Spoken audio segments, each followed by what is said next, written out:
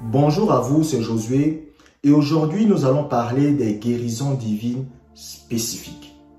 Vous devez comprendre en tant que chrétien qu'un malade peut être guéri à travers ce qu'on appelle des instructions divines. C'est-à-dire qu'il y a des malades qui parfois peuvent être guéris par l'imposition des mains. Il y a des malades qui peuvent être guéris lorsque vous chassez la maladie au nom de Jésus. Mais il y a des malades qui sont guéris à travers une instruction divine qu'ils reçoivent.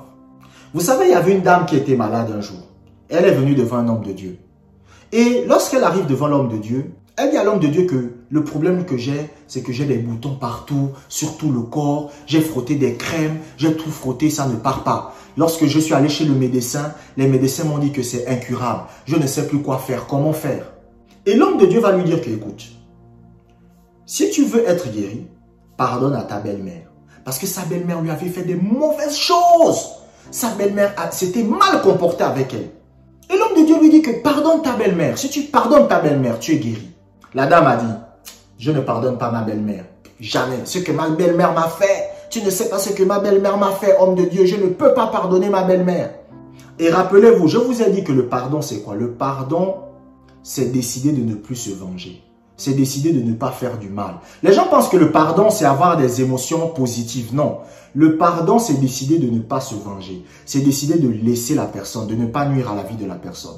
Donc l'homme de Dieu lui dit, pardonne. Elle refuse. Mais après un moment, elle a dit, bon ok, je pardonne ma belle-mère.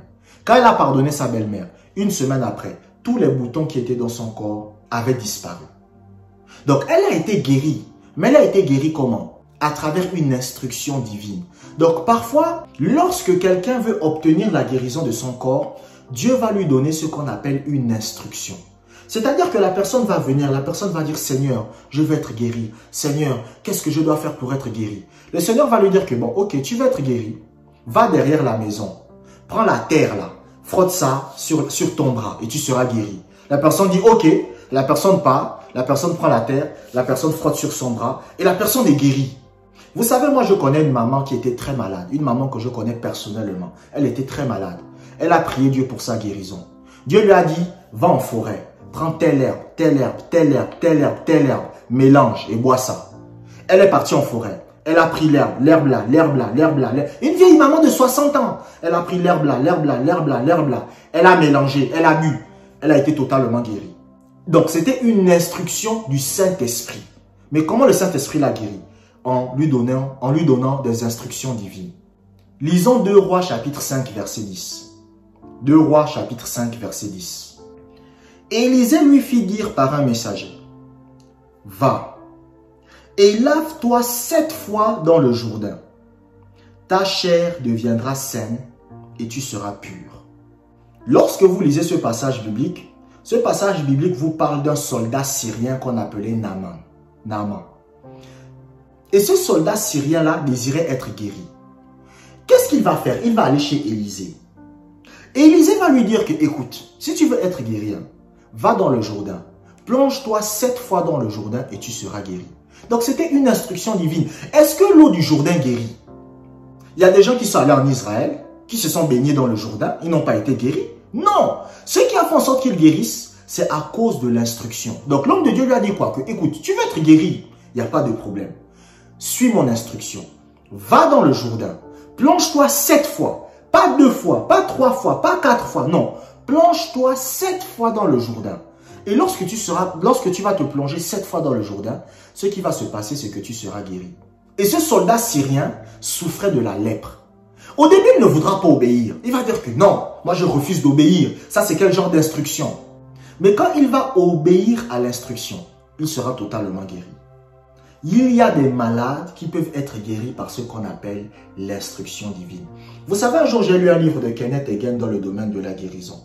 Et pendant que Kenneth Hagin était en train de faire la réunion, il y avait un homme qui était paralysé, donc il ne pouvait pas marcher. Pourquoi il ne pouvait pas marcher? C'était parce qu'il avait été brûlé dans la partie inférieure de son corps. Donc du coup, il avait des douleurs atroces et il ne pouvait plus marcher. Mais maintenant, Kenneth Hagin va venir voir ce monsieur. Kenneth Hagin va dire que Dieu m'a dit de vous dire, de vous lever et de courir.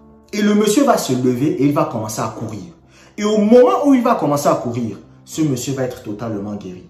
Donc ce monsieur a été guéri par quoi? Par ce qu'on appelle une instruction divine. Et il y a des gens parfois qui sont guéris de cette façon-là. C'est-à-dire qu'ils demandent quelque chose à Dieu, ils demandent à Dieu la guérison, ils demandent à Dieu la bonne santé, ils demandent à Dieu d'être guéri. Et Dieu va faire quoi? Dieu va leur donner une instruction. Dieu va leur demander de faire quelque chose. Et cette chose qu'ils vont faire va faire en sorte qu'ils obtiennent leur guérison. Un jour, il y a un monsieur qui vient voir Smith Wigglesworth et il avait le pied coupé. Et il dit non, j'aimerais que vous priez pour moi parce que j'ai le pied coupé, tout ça, tout ça. Smith Wigglesworth lui dit, va payer une chaussure. Donc, voici quelqu'un qui vient te voir parce qu'il a un pied coupé au niveau de la cheville. Et toi, tu vas lui dire, va payer une chaussure. Au début, le gars va trouver ça stupide. Mais lorsque maintenant, il va aller payer la chaussure, au moment où il paye la chaussure, qu'est-ce qui va se passer? Son pied va repousser. Donc, il a vu un miracle se produire. À cause de quoi? À cause d'une instruction divine. Donc, parfois, un homme de Dieu peut écouter Dieu et vous donner une instruction divine. Ou même vous-même, vous pouvez écouter Dieu et recevoir une instruction divine. Et lorsque vous obéissez à cette instruction divine, vous obtenez la guérison. Lisons 2 Rois, chapitre 20, verset 7. 2 Rois, chapitre 20, verset 7. Et Ésaïe dit, prenez une masse de figues. On l'a pris et on l'appliqua sur l'ulcère. Et Ézéchias guérit. Vous voyez que dans cet autre passage, on est en train de vous parler d'un roi qu'on appelle Ézéchias. Et Ézéchias, il est devenu orgueilleux. C'est-à-dire qu'à un moment donné, comme Dieu l'a glorifié, il pensait qu'il est arrivé. Donc, il a commencé à mépriser le Seigneur. Du coup, qu'est-ce qui s'est passé? Satan l'a oppressé dans son corps. Et il est tombé gravement malade. Et tandis qu'il était en train de mourir, il va prier. Il va dire, Seigneur, guéris-moi. Maintenant, le prophète Ésaïe va venir. Et le prophète Ésaïe va donner une instruction divine. Il va dire, prenez une masse de figues. Mettez ça sur la partie là où il est malade et il sera guéri. Et qu'est-ce qui s'est passé? Lorsqu'on a obéi à l'instruction, la guérison divine d'Ézéchias a été effective. Donc, parfois, il y a des gens qui sont guéris de cette façon. Ils sont guéris à travers des instructions. C'est-à-dire qu'ils vont recevoir une instruction de Dieu. Et l'obéissance à cette instruction, c'est ça qui va faire en sorte qu'ils soient guéris. Et c'est même pas par rapport à la guérison. Même dans d'autres domaines de la vie. Vous savez, moi je connais une sœur chrétienne, elle voulait gagner de l'argent. Elle a dit, Seigneur, moi je suis une jeune fille, je suis belle, j'ai pas envie de me prostituer pour gagner de l'argent. Mon père et ma mère sont pauvres, ils n'ont rien. Et moi je veux manger, je veux faire l'école. J'ai pas envie de devenir la chisa d'un homme marié. J'ai pas envie de coucher avec un homme pour gagner de l'argent. Seigneur, s'il te plaît, aide-moi sur le plan financier. Vous savez ce qui s'est passé? Cette sœur chrétienne-là, quand elle part dormir, elle fait un rêve. Et le Seigneur lui montre comment créer un savon. Le Seigneur lui dit que va, tu prends tel produit, tel produit, tel produit, tel produit, tel produit, tu mélanges. Le Seigneur lui montre pendant le rêve comment créer le savon. Et quand elle se réveille, elle prend ça, elle fait le savon. Et après, elle a vendu le savon et ça lui a donné de l'argent pour payer son école. Donc, elle n'a pas eu besoin de se prostituer pour payer son école. Donc, parfois, il y a des prières que vous faites à Dieu. Dieu va vous donner une instruction que vous devez suivre pour voir des résultats. Parce que le problème, c'est que beaucoup de chrétiens, vous ne savez pas comment Dieu vous parle et vous ne savez pas écouter la voix du Seigneur. Et c'est ça le problème. Et le problème, c'est que beaucoup de chrétiens ne veulent pas se former. Beaucoup de chrétiens ne veulent pas apprendre ça. Alors que quand vous êtes capable d'écouter certaines instructions que le Seigneur vous donne, vous allez commencer à voir certaines choses surnaturelles se produire dans votre vie. Lisons Luc chapitre 17, versets 12 à 14. Luc chapitre 17, versets 12 à 14. Comme il entrait dans un village, 10 lépreux vinrent à sa rencontre, se tenant à distance. Ils élevèrent la voix et dirent, Jésus, Maître, aie pitié de nous. Dès qu'il les eut vus, il leur dit, allez vous montrer au sacrificateur. Et pendant qu'ils y allaient, il arriva qu'ils furent guéris. Lorsque vous lisez ce passage biblique vous parle de 10 lépreux. Les lépreux viennent voir Jésus. Ils disent que, Seigneur Jésus, guéris-nous. Regardez ce que le Seigneur Jésus-Christ va faire. Le Seigneur Jésus-Christ va leur dire que, bon, ok, vous voulez être guéris. Allez voir le sacrificateur. Est-ce que vous vous rendez même pas compte de ce que Jésus leur a demandé de faire? Écoutez, est-ce que vous savez que dans l'Ancien Testament, quand quelqu'un avait la lèpre, il ne devait pas se montrer devant quelqu'un? Surtout devant le sacrificateur. Si un lépreux se montrait devant un sacrificateur de façon délibérée, on le lapidait à mort. Mais Jésus va leur dire, hein, allez au sacrificateur. Les gars ont dit que bon, ok, si Jésus nous a dit d'aller au sacrificateur, on va aller vers le sacrificateur. Et quand ils sont allés chez le sacrificateur, en arrivant chez le sacrificateur leur dit, mais il y a quel problème? Ils disent que non, on est venu vous voir. Mais le sacrificateur dit, vous êtes venu me voir, pourquoi? Et quand ils regardent leur corps, ils voient que la lèpre a disparu. Donc, le Seigneur Jésus-Christ leur a donné une instruction qui leur a permis d'obtenir la guérison de leur corps. Donc, parfois, c'est comme ça que le Seigneur va guérir. Il y a des gens, parfois, le Seigneur va leur guérir par l'imposition des mains. Il y a des gens, ils vont être guéris comment? Ils chassent la maladie. Mais il y a des gens, Dieu va leur donner une instruction. Et lorsqu'ils vont suivre cette instruction, la guérison se produit.